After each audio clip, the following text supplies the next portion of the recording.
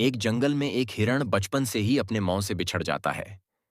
वह एक पेड़ के पास हरी घास खा रहा था। तभी उसे एक शेर देख लेता है।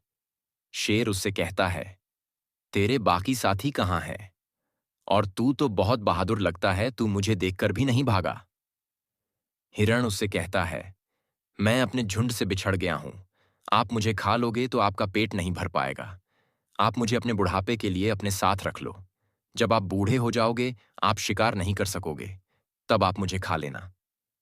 शेर को उसकी बात समझ में आ जाती है। वह उसे अपने घर ले आता है।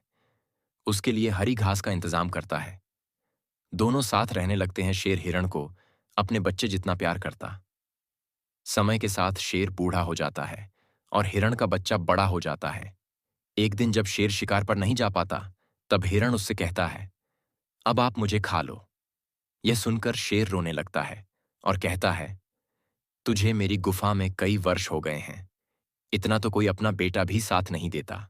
जितना तूने दिया है, अब मैं तुझे नहीं खा सकता, क्योंकि मैंने तुझे अपना बेटा मान लिया है।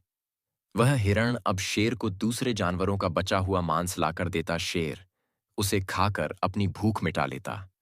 अब दोनों में रिश्ता और भी मजबूत हो जाता है। दोनों अब एक परिवार की तरह प्यार से रहने लगते हैं।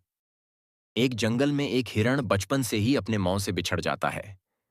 वह एक पेड़ के पास हरी घास खा रहा था। तभी उसे एक शेर देख लेता है। शेर उससे कहता है, तेरे बाकी साथी कहाँ हैं?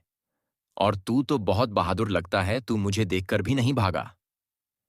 हिरण उससे कहता है, मैं अपने झुंड से बिछड़ गया हूं। आप मुझे खा लोगे तो आपका पेट नहीं भर पाएगा। आप मुझे अपने बुढ़ापे के लिए अपने साथ रख लो। जब आप बूढ़े हो जाओगे, आप शिकार नहीं कर सकोगे, तब आप मुझे खा लेना। शेर को उसकी बात समझ में आ जाती है। वह उसे अपने घर ले आता है। उसके लिए हरी घास का इंतजाम करता है। दोनों साथ रहने लगते हैं। शेर हिरण को अपने बच्चे जितना प्यार करता।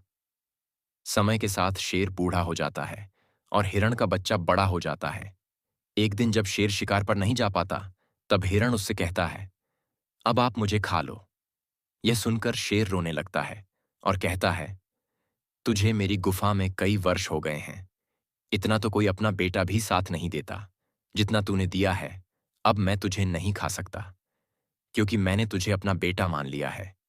वह हिरण अब शेर को दूसरे जानवरों का बचा हुआ मांस लाकर देता। शेर उसे खाकर अपनी भूख मिटा लेता।